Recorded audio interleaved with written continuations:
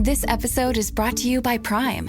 What if you had one more chance with the one that got away? Sam. You came home. Based on the best-selling novel from Carly Fortune. Every Year After follows childhood friends Sam and Percy as they reunite in the dreamy, nostalgic lakeside town of Barry's Bay. Love can be hard to find. So if you're lucky enough to find that person, never let go. A second chance at first love. Every Year After. Streaming June 10th, only on Prime. Study and play come together on a Windows 11 PC. And for a limited time, college students get the best of both worlds. Get the Unreal College Deal. Everything you need to study and play with select Windows 11 PCs. Eligible students get a year of Microsoft 365 Premium and a year of Xbox Game Pass Ultimate with a custom color Xbox wireless controller. Learn more at windows.com/student offer. While supplies last. Ends June 30th. Terms at aka.ms/collegepc. Taylor Swift, I knew it, knew you. Let's talk about it. How y'all doing? Welcome to Let's Talk About It Music Reviews Season 12. How y'all doing? Welcome to the show. We are back. Oh, Lord. It's not even, it hasn't even been like, I don't even know, it's only been like 4 or 5 months. I mean, it hasn't been that long. I think it was when I was covering, doing a football show. That's when Taylor Swift dropped her album, and well, we got new music. Actually, no. No thanking God. Honestly, I didn't really want to check this out because one thing about, it's a Taylor Swift song dropping and it's a soundtrack movie song dropping. Just put a gun to my head. Just fucking kill me already. Like, I already know what I'm getting myself into when it comes to soundtrack music. I already know what I'm getting myself into when it's time for a Taylor Swift fucking song review. And it's just my luck that both of these things had to combine in one day. This is off of the new Toy Story 5 movie. The only thing I saw about Toy Story 5 is that, finally Woody's going to be fat. So, I mean, isn't that a very compelling storyline? You get to see that happening in Toy Story 5. I wonder what else they're going to fuck up and change. I don't know. Maybe the movie's good when it comes out. I haven't seen the movie. I don't want to see it. I probably won't see it. I don't want to force myself to see it, guys. I've kind of moved on of watching, kids' movies unless I'm, forced to. Just being honest with you. But, anyways, we got Taylor Swift. Let's get into the song. Let's talk about it. One of the cool things I am going to say about this song is that this is probably one of the most complex instrumentals that I've heard in the recent Taylor Swift. When you need to build up your team to handle the growing chaos at work, use Indeed Sponsored Jobs. It gives your job post the boost it needs to be seen and helps reach people with the right skills, certifications, and more. Spend less time searching and more time actually interviewing candidates who check all your boxes. Listeners of this show will get a $75 sponsored job credit at Indeed.com/podcast. That's Indeed.com/podcast. Terms and conditions apply. Need a hiring hero? This is a job for Indeed Sponsored Jobs. With music catalog. I mean, that is something that I can definitely say with this instrumental. I mean, you got the home acoustic elements that Taylor Swift loves fucking using, but you got kind of that home style country, that southern sound too.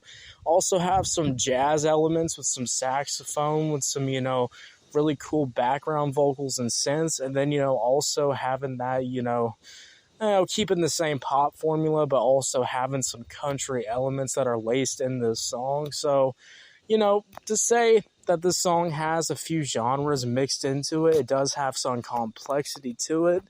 I mean, is it groundbreaking complexity? Is it complexity where I'm like, holy shit, this has got me fucking, I'm adding this to my damn downloads?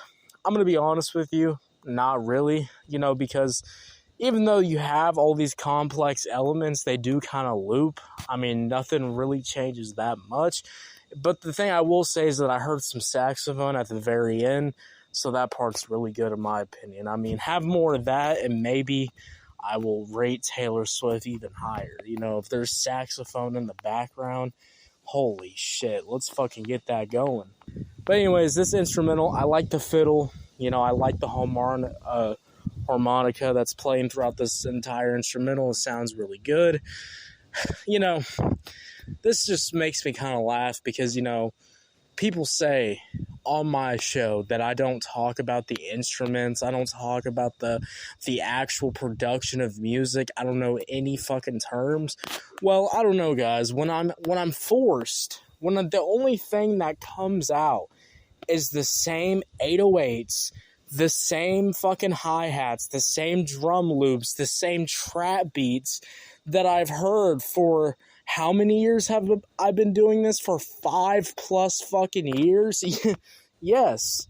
Sometimes there's not much to talk about with the instrumentals, but when you actually put some effort into the instrumental, when you actually, add some instrumentation, add some elements, add something that actually makes it unique, well, guess what? I can actually talk about it in the damn song.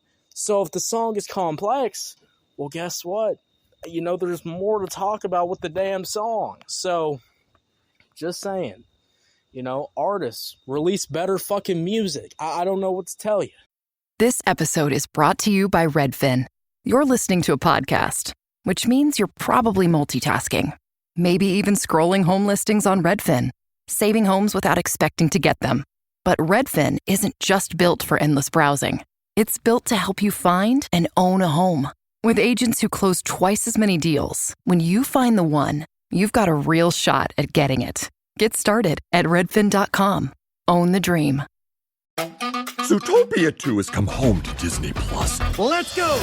Get ready for a new case. We're gonna crack this case and prove we're the greatest partners of all time! New friends. You are... Gary the Snake. And your last name? The Snake.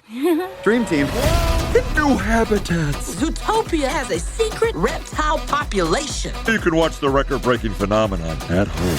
You're clearly working it. Zootopia 2, now available on Disney+, rated PG. But anyways, this is probably the best instrumental that I've heard from Taylor Swift. And that's kind of all I'm going to say that's very positive about this song. Because the rest of it, I do like some background vocal elements. I think that's a pretty cool thing. I'm always going to reward, having some good background vocals, having some cool, R&B harmony shit going in the background. I like that stuff. But let's get into the beginning verse, or what I would say. Now, I'd say the beginning verse is actually not bad at all. I'd say vocals are pretty good, pretty nice. I will be real with you. I am kind of surprised she's kind of just sounding like her new album, the same flow, the same style, the the same fucking vocal tone too. It's all of this but on a different ass instrumental, but the formula of the song is still the same. So it's kind of this weird thing where I'm like, okay, there's clearly a lot going on in the background, but I'm still listening to a basic ass Taylor Swift fucking pop song. So there's not really much to say with the beginning verse, but I will say I like the background vocals. I like the beginning singing. I wish there was some switch ups in the verse itself. I think, having more moments where if I didn't have to wait till the very end of the song, for Taylor Swift to start switching it up vocally, to start doing some vocal runways, to start holding out her notes more. If I have to wait till the very end to start hearing that stuff, the song's kind of just over at that point. And then the second verse, the second verse is a copy from the first one. There's absolutely no difference. The verse sounds the same. The flow's the same. The vocals are the same. Sometimes I think the lyrics are even the fucking same too. So second verse is a complete cut and copy paste from the beginning one, which definitely gives into the fucking movie soundtrack vibe, which I hate reviewing because they always copy some generic ass fucking formula. I'd say this hook is actually pretty good. I was wondering if I wasn't gonna like it. It sounds pretty alright.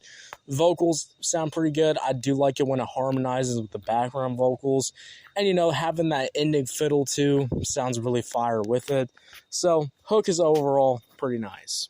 So this might be one of the most obvious, I guess if you want to talk about a technical level of the song, like if you want to talk about the background elements and stuff like that, like, okay, this is definitely a more complex Taylor Swift song, but is other anything than that?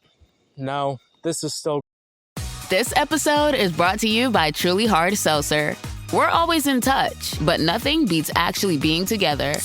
This summer, grab a Truly Hard Seltzer. Light, bubbly, fruity, and make your dreams come truly. Truly is the official hard seltzer of U.S. Soccer. Visit trulyhardseltzer.com/locations to find Truly near you. Hard Seltzer Beverage Company, LLC. Boston, Massachusetts. Hard Seltzer. 5% alcohol by volume. Please drink responsibly. 21 plus only. Tomorrow morning is knocking. Stock your fridge now. How about a creamy mocha frappuccino drink? Or a sweet vanilla? Smooth caramel, maybe? Or a white chocolate mocha? Whichever you choose, delicious coffee awaits. Find Starbucks Frappuccino drinks wherever you buy your groceries. Kind of boring. This is still kind of whatever.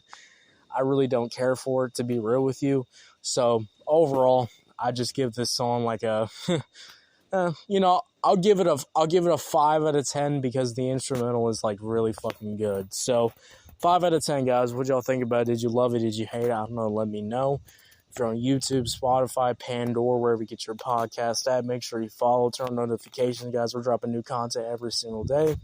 And I'll see you later. Have a good one. Yeah, guys. Bye.